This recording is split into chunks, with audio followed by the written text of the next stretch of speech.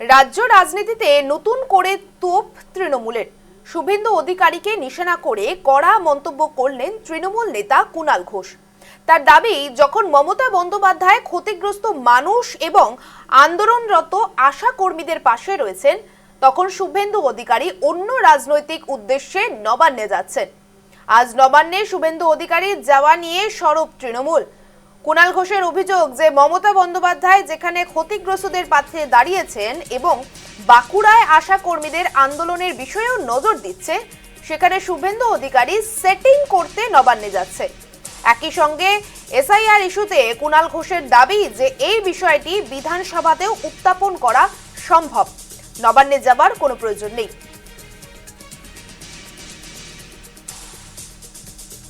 রাজ্যের রাজনীতিতে নতুন করে তোপ তৃণমূলের।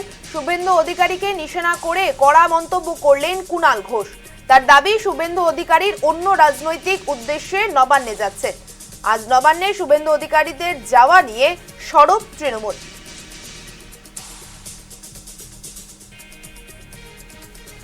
বিজেপির দালাল মমতা বন্দ্যোপাধ্যায় নেতৃত্বাধীন সর্বভারতীয় তৃণমূল কংগ্রেস পাশে এসে দাঁড়িয়েছে। এখনো শাসক দল বিজেপি থেকে কেউ কিন্তু এই গ্রামে এই পরিবারের পাশে এসে দাঁড়াননি।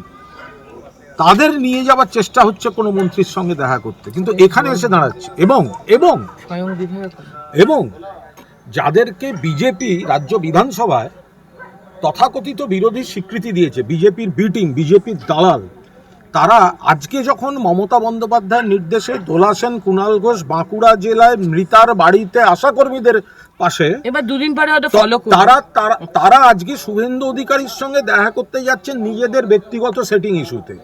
এইটা হচ্ছে দুটো তফাৎ। তারা আজকে বলছে এসআইআর, ওগুলো নিয়ে আমরা সরব, তার জন্য বিধানসভাও আছে। মমতা বন্দ্যোপাধ্যায় নেতৃত্বাধীন সর্বভারতীয় তৃণমূল কংগ্রেস পাশে এসে দাঁড়িয়েছে। এখনো শাসক দল বিজেপি থেকে কেউ কিন্তু এই গ্রামে এই পরিবারের পাশে এসে দাঁড়াননি।